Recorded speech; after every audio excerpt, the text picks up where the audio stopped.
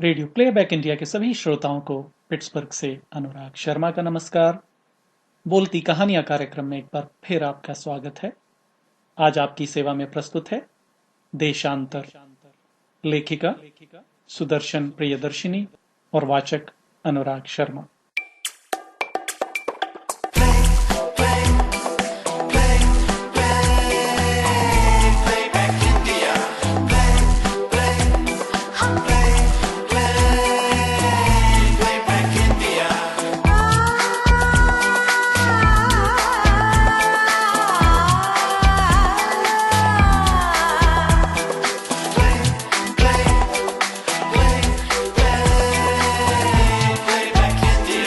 Radio playback India. Card उसके हाथ में है। अंततः इसे तो छपकर आना ही था। बड़ा सुंदर और अपनी संस्कृति की सुगंध से ओतप्रोत कार्ड भारत में छपवाया गया था। वह फूली नहीं समा रही थी और सोच रही थी कि हमारा अपना भाव ही दूसरी संस्कृतियों और सभ्यता के प्रति नकारात्मक है। यूं इन लोगों का हृदय तो कितना विशाल है। क्या हुआ अगर वो आयरिश है? कोई और इटालियन, हंगेरियन या जर्मन भी होती तो क्या? हमें अपने मन का द्वार खुला रखना चाहिए। फिर समय तो बहता ही है, पानी की तरह ढुलकता हुआ। हम में इतनी शक्ति कहाँ कि घड़ी की सुइयों को पकड़कर रोक लें या फिर पीछे घुमा लें और सब कुछ अपनी संस्कृति में कील की तरह ठोक दें। सरिता ने कार्ड को उलट पलट कर देखा और लाकर रसोई की शेल्फ पर रख दिया। क्योंकि उसके हाथ और ध्यान दोनों रसोई में थे, वो उसे आराम से और पूरे मन से पढ़ना चाहती थी। बच्चे पैदा होते हैं और माँ बाप उनकी शादी और यहाँ तक कि उनके बच्चों तक के सपने बुनने शुरू कर देते हैं। उस पर हमारी प्रकृति और संस्कृति कुछ ज्यादा ही स्वप्नजीवी है। हम वास्तविकता में कम और सपनों में ज्यादा जीते हैं। और लड़कों के लिए तो मजाक में ही सही, पर एक गोरी मेम हमारे जेहन में रहती है। ये हमारी दास मानसिकता ही है कहीं। उसे याद है, भारत में जब उनका नौकर रामचरण गोवा से एक जर्मन लड़की को ब्याह लाया था, तो पड़ोसी ने कहा था, जो काम नीरज जी नहीं कर पाए नौकर ने कर दिखाया। वो उनका मुंह देखती रह गई थी कि वो कह क्या रहे हैं। सरिता हतप्रभ सी होकर इस कटोक्ति को मेहमान नवाजी का कड़वा घूंट बनाकर गटक गई थी। पर यहां तो ये कोई शाबाशी वाला काम नहीं था। समय और स्थिति की मांग थी। धूप और छाया का प्रभाव था। जैसा वातावरण मिलेगा वैसा ही तो पौधा पनपेगा। वो रुकने वाली गाड़ी निकल चुकी थी। अब तो केवल हरी झंडी देने का अधिकार बचा था। अपनी टांग अड़ाकर भविष्य की हड्डियां नहीं तोड़वानी थी। पर यह सब वो क्या सोच रही है और क्यों सोच रही है? सरिता कार्ड की इबारत को कई बार पढ़ गई। दो पाटों के बीच फंसी हुई बेबस और असहाय पक्षी की तरह खामोश। एक बारगी लगा जैसे किसी ने उसके पूजा के कलश को पैर से ठोकर मार दी हो। बाहर से सभी तामझामों से सुसज्जित भारतीय शादी का कार्ड अब अंदर से अपनी काली सूरत लिए उसका मुंह चिढ़ाने लगा था। उसमें दो शादियों का ब्यौरा था, एक भारतीय ढंग से और दूसरी क्रिश्चियन रीति से। आरएसवीपी में लड़की की मां का नाम लिखा था। उस मां का नाम जिस मां का सरनेम बेटी के सरनेम से अलग था, क्योंकि बेटी पहली शादी से थी और अब मां दूसरी शादी वाले पति के साथ थी। सरिता के अंदर बाहर एक अंधड़ अपने पूरे अंधेरों के साथ उबलने लगा। उसे लगा वो किन्हीं चक्कर घिन्नियों में कुएं पर चलने वाले रहट में फंस गई है और चक्कर पे चक्कर काट रही है। उसे कब रुकना है और कहाँ रुकना है उसे कुछ मालूम नहीं। उसे लगा वो किसी से फोन पर बात करे, नीरज को फोन करे या बिटिया को, पर वह उनके अपेक्षित उत्तरों के वार्तालाप में धंसती जा रही थी। नीरज कह देंगे, तुम खामखा अपने आप को अंधेरों में घसीटती रहती हो, साधारण स्थिति को भी असाधारण बनाकर अपने आप को सजा देती रहती हो। क्या हो गया अगर लड़की ने अपनी कम अक्ल से ये नमूना दिखा दिया, या दोनों ने मिलकर भी किया हो तो भी क्या? यहां शायद ऐसा ही होता होगा। दोनों मिलकर सब कुछ कर रहे हैं तो ये भी सही। बेटी कह देगी, अब क्यों बिसूर रही हो मां?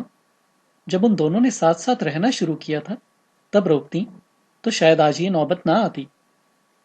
होने दो अब सब कुछ हंसी खुशी के साथ। उन्हें क्यों महसूस करवाती हो कि तुम्हें बुरा लगा है? बल्कि ये महसूस करवाओ कि तुम्हें कोई परवाह नहीं। उसे समझ नहीं आ रहा था कि वो कैसे इस सबको यूं ही जाने दे। जब ये कार्ड इंडिया जाएगा, ये लोग कैसी कैसी बातें करेंगे। बड़ी बनती थी। अपनी संस्कृति, अपनी थाती को संभाल कर रखना चाहिए। अब पता चला। इस कार्ड से तो लगता है बच्चों ने माँ बाप का बिल्कुल पत्ता काट दिया। जाने कब से साथ साथ रह रहे होंगे।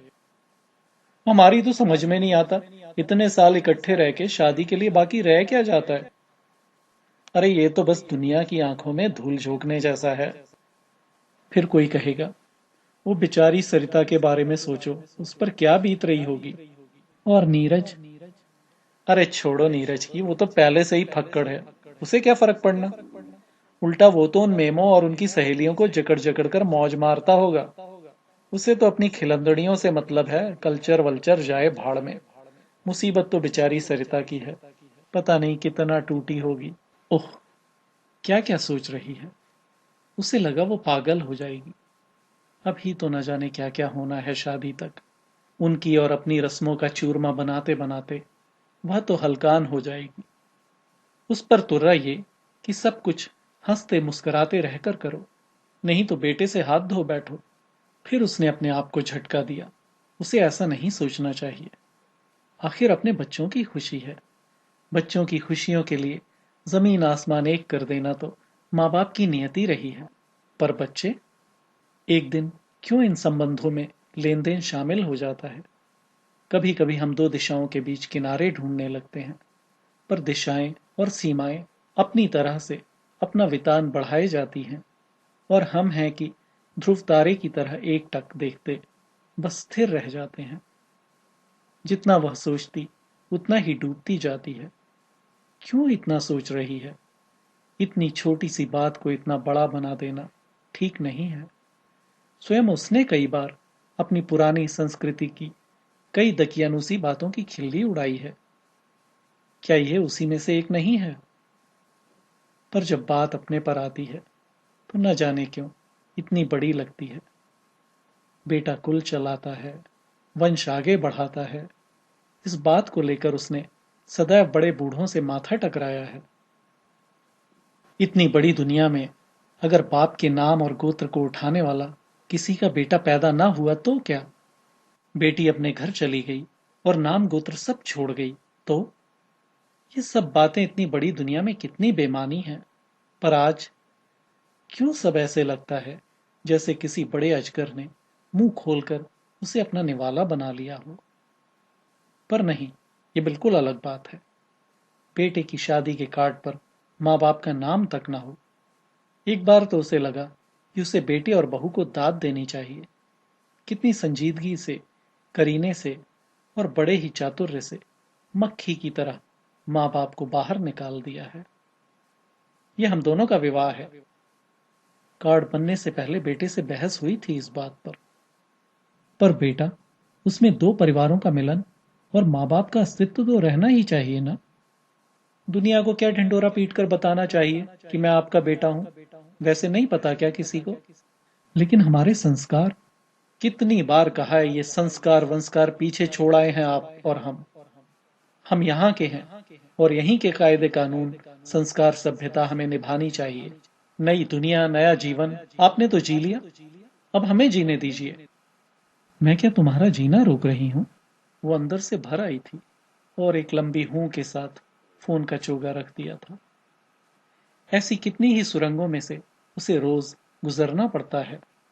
बाप से बात नहीं करेंगे क्योंकि अभी भी उनकी ऊंची दहाड़ उन्हें डराती है। बाप तक संदेशा भी मां की ही पीठ पर चढ़कर पहुंचता है। जितना भी हम इन्हें छोटी बातें कहकर नकार दें, कहीं इन्हीं छोटी बातों के कंधों पर बैठकर रोज की जिंदगी खिलती है। ये ही बातें जिंदगी की वे चौखटें हैं जिन पर जिंदगी टिकी रहती है। आज कई घरों की छतें भुरभुराती हुई इन कमजोर चौखटों पर खड़ी लंगड़ी लंगड़ी खेल रही हैं। उसने कार्ड को उठाकर अलगनी पर रख दिया। रखते रखते उसने फिर सरसरी नजर से देखा। विश्वास नहीं हुआ कि ये उसके अपने बेटे की शादी का कार्ड है जिसे लेकर इतना बिसूरना चल रहा है। उसकी समझ में नहीं आया कि वो कैसे ये कार्ड नीरज को दिखाए, जैसे उसे किसी सगे संबंधी की शादी का प्रसंग उठाकर शादी में जाने की इजाजत मांगनी हो। इस कार्ड को दिखाने पर नीरज की ओर से लौटते संलाप उसे स्पष्ट सुनाई दे रहे हैं। भुगतो अपने लाड़ प्यार का नतीजा। मैं ना कहता था इसे रोको इन विदेशी बिल्लियों को मिलने से।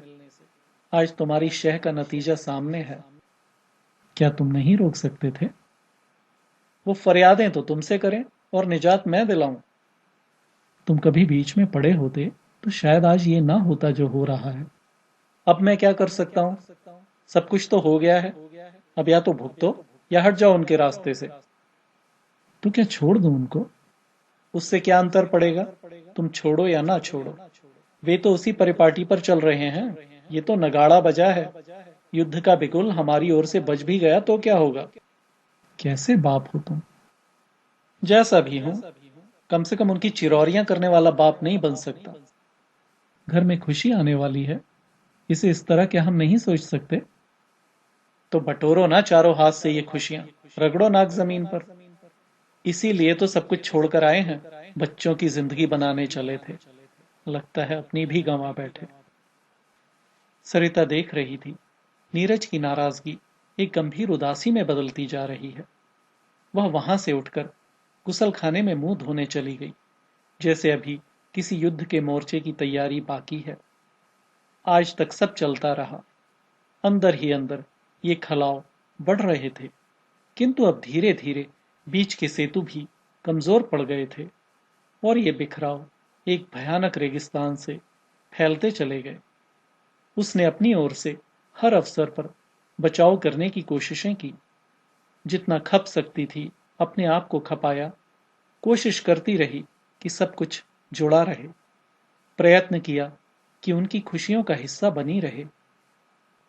मन ही मन जलती भुनती भी उन्हें आशीर्वाद ही देती रही, इस बेलाग बेशर्म संस्कृति पर लानत फेरकर जैसे अपने बेटे को जाल में फंसाया शिकार समझती रही।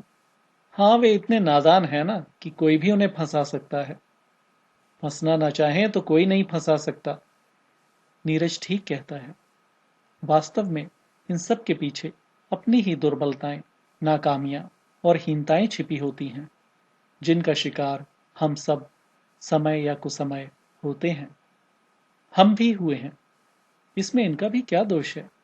वे यौवन की उस दहलीज पर हैं जहां घर, संस्कार या अपने देश का कोई भी नियम उन्हें कारागार सा लगता है, क्योंकि यहाँ की सभ्यता, संस्कृति, यहाँ की जमीन उन्हें आजाद पंछी की तरह उड़ने की आजादी देती है। इसीलिए वे घर से भागते हैं। मैं समझती हूं, एक तो पीढ़ी का अंतर, ऊपर से देशांतर। यही नहीं, उनकी अपनी उम्र जनित मूढ़मति और मर गया या कुंद हो गया विवेक। आज उनमें से सभी पुराने संस्कारों के चिन्ह मिट गए हैं और उसकी जगह ये नया कूड़ा करकट जमा हो गया है। अब क्या करना होगा? कुछ तो सोचना होगा। करना क्या है? जो करना था वो कर चुका है। उसने तुम्हें ही नहीं, सारे सर्कल और इंडिया में भी यही कार्ड भेजा है। तुमसे लिस्ट ली थी ना उसने सबकी? हाँ। तभी रोक लेती और कहती कि अपनी तरफ से कार्ड हम बनवाएंगे। ये मैं कैसे कह सकती थी? या कहिए कि कह नहीं सकती। तो अब क्या कर सकती हो? अब देखो और इंतजार करो उन जूतों का जो फोन की घंटियों के साथ बजने वाले हैं। क्या कार्ड बनवाया है साहबजादे ने। जॉन और जेनी, 21 जून 1998 सुबह 10 बजे। अपने विवाह पर आपकी उपस्थिति के आकांक्षी हैं। Church Ignatius, Beacon Street, Chicago. RSVP 15 मई 1998, Mrs Anna Christopher, care of Church Ignatius, Beacon Street, Chicago. RSVP 15 मई 1998, Mrs Anna Christopher, care of Church Ignatius. मुझे बतलाओ, कहीं से भी ये हमारे बेटे के विवाह का कार्ड लगता है? उसने अपना नाम तो पहले ही बदल लिया था, ये कहकर कि इन लोगों को हमारा नाम बुलाना नहीं आता। और नाम को इतना बिगाड़ देते हैं कि आदमी अपने आप को ही ना पहचाने। दूसरी दलील दी कि नौकरी मिलने में आसानी होती है। हमें ही बनाता रहा। वास्तव में वो तो सब अंदर अंदर अपने आप को और हमें इस सब के लिए तैयार कर रहा था, हमारी नाक के नीचे। हम ही समझ नहीं पाए। अब कहते हैं जनाब, जीवन में ऊपर उठने के लिए विदेशी बिल्ली से शादी जरूरी है। हम मूढ़मती ही उसकी चालाकियां समझ नहीं पाए। बस गाहे बगाहे आने वाले उसके फोनों पर ही तुम निहाल होती रही। पर गलतियां तो हमने भी की हैं ना नीरज। क्या सिर फोड़ दिया हमने उनका? उनके लिए अपना घर, देश, माँ बाप, सगे संबंधी सब छोड़ कर आए। पर तुम्हें याद है नीरज, हम जब पहले पहले आए तो यहाँ की जिंदगी का हिस्सा बनने के चक्कर में हर वीकेंड में इन्हें घर अकेले छोड़कर चले जाते थे, क्योंकि पार्टियों में बच्चों को ले जाना मना होता था। हम भी तो उस भेड़ संस्कृति का हिस्सा बनना चाहते थे, और तुम भी यहाँ के रीति रिवाजों की दुहाई देते थे। मुझ पर दोष लगा रही हो? दोष तुम्हारा या मेरा नहीं, उस समय की मांग का है जो हमने पूरी की। हालांकि तुम जानते हो कि मेरा मन अंदर ही अंदर रोता था, और मैं कई बार तुम्हें पार्टी से जल्दी खींचकर घर ले आती थी। यहाँ आए तो इस जिंदगी का हिस्सा तो बनना ही था। हमारे घर आने तक बच्चे टीवी देखकर सो जाते थे। धीरे धीरे बच्चों ने अपने उस अकेलेपन में अपने आप को तलाश लिया था। आज वही तलाश अपना मूर्त रूप धारण कर रही है, जो सचमुच खलता है। पर तब हम पार्टियों में शतरंज, ताश, खाना पीना, चुहलबाजियों में व्यस्त होते थे। कहीं उन्हें भी इसका कुछ अंदाज तो रहा ही होगा नीरज। बाद में जब हमने धीरे धीरे पार्टियों में जाना कम किया, तब शायद समय निकल चुका था। उन्होंने अपने खालीपन को भरने के लाघव ढूंढ लिए थे। टीवी पर न जाने क्या क्या देखना, देर तक जागना और कमरा बंद करके न जाने किस किस के साथ बतियाना, इस सब से धीरे धीरे उनकी एक अलग दुनिया बनती गई। पर तुम तो मां थी, रोक सकती थी ये सब।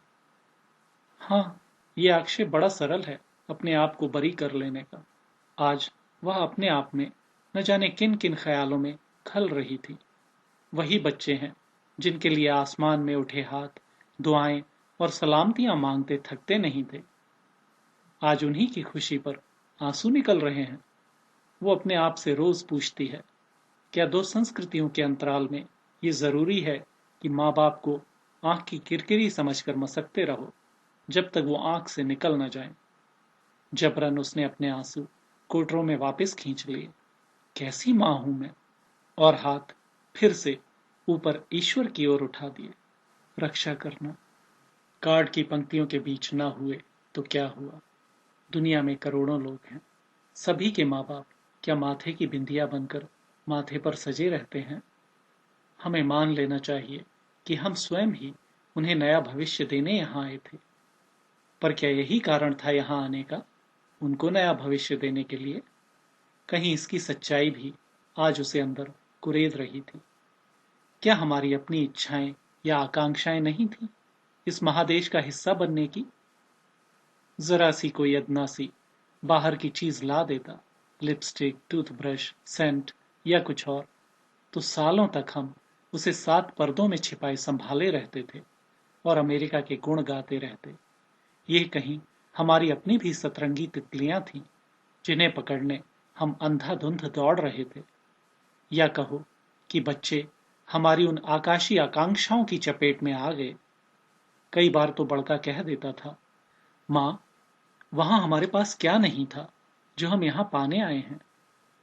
नीरज के पास अपनी आहट की उपस्थिति को दोबारा जताने के लिए उसने कार्ड को जोर से चूम लिया। खुशी की छनछनाहट को उस सन्नाटे में घोलने के लिए नीरज ने आंखों से कोहनी हटाकर देखा और मुस्करा दिया।